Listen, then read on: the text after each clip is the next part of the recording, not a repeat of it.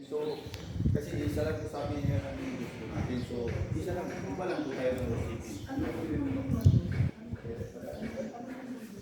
Yung sa tabi sa likod po niyan is the tindahan.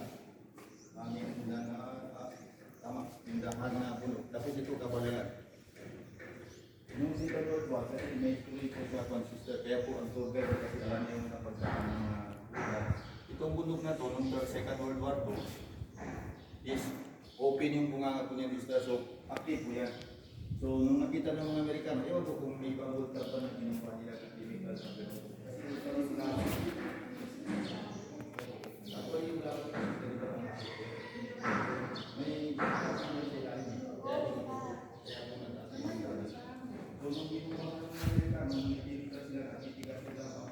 Hindi na yung puto. Sabi nga, sabi kita, yung pinag-iso sa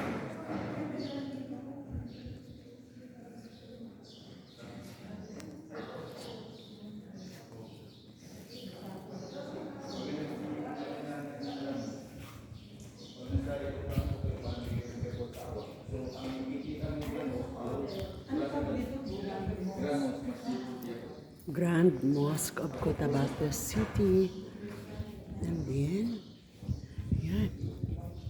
This, okay.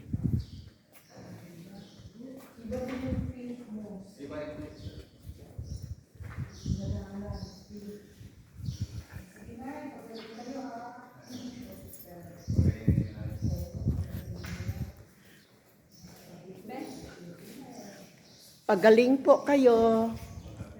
Magaling na yan siya kasi nakadalaw na siya dito. Allah, pray for her.